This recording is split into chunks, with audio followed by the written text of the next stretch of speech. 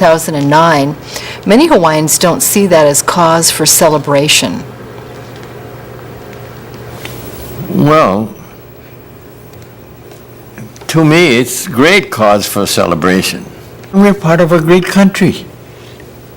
Like every other state in the Union, they had to come up and live and have their new laws jibe with the old. Even if you go back to England, where the common law came over, and if you looked at the way the law went across the country, right through the Louisiana Purchase, where the French came in, and the country had to adjust to that. And now we must still look at how it affects the Far East and all the other countries and states and islands throughout the Pacific Ocean. Part of what is now is based on the Great Mahele, King Kamehameha III. It was a distribution of land. Do you think that was Pono? I think it's Pono. I think our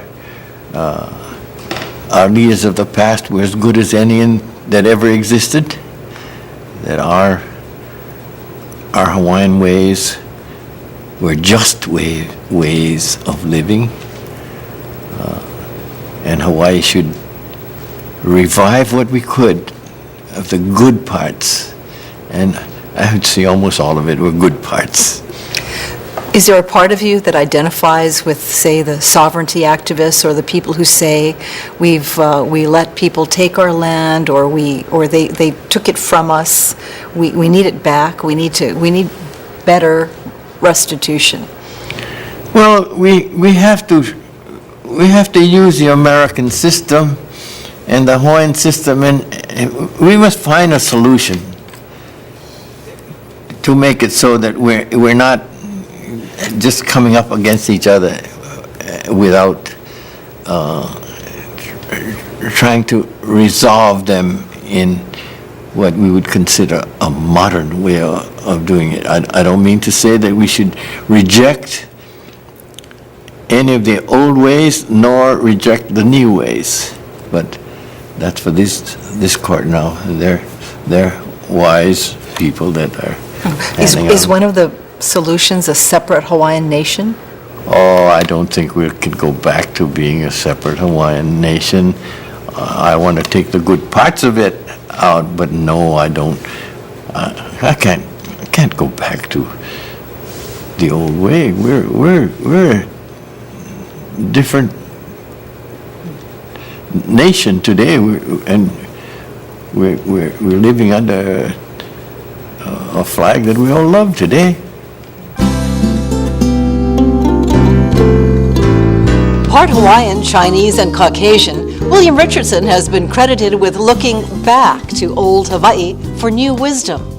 Under his leadership, the Supreme Court gave the public access to Hawaii's shorelines and ruled that precious water and new lands created by lava flows belong to the state. Decisions reflecting Richardson's desire to incorporate Hawaiian customs as guiding principles within our legal system. Your court was known as an activist court. You helped expand Native Hawaiian rights. What are some of the things you are most proud of? Well, I think I had a chance to let me start this way. The previous Chief Justice was the first, and he had been ill for a long time. And so some of the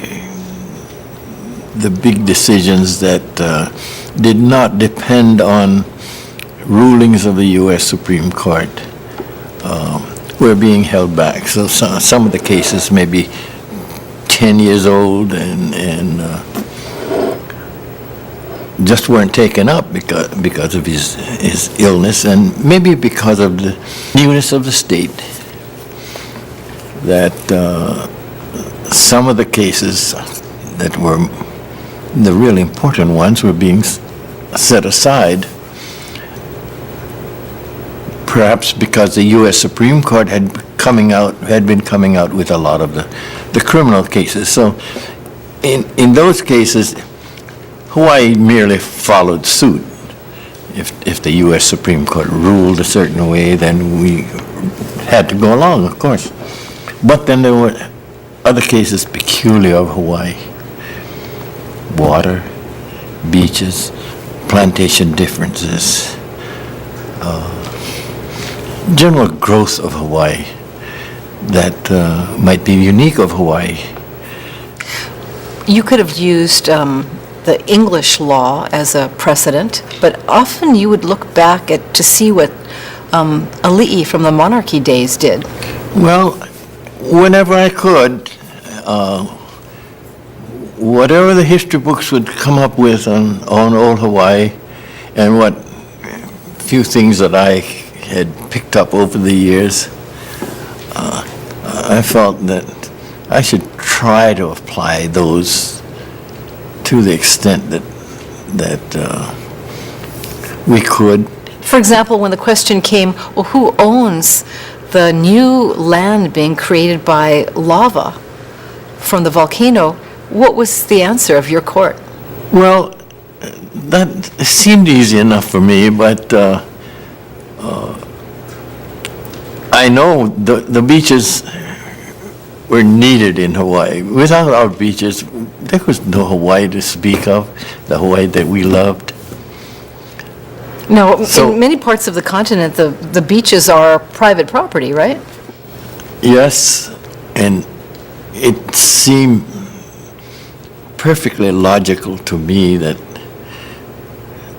people should be able to use the beaches, and that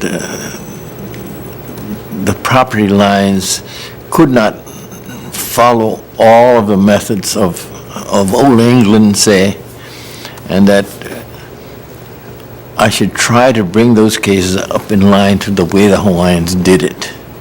It's a monumental decision that affects us every day. It does, and I go swimming too, and I know I can go out to a certain spot, and this is public property, and my friends and I can use it. And that wasn't the only big one you did. There were the rights of citizens to challenge land court decisions,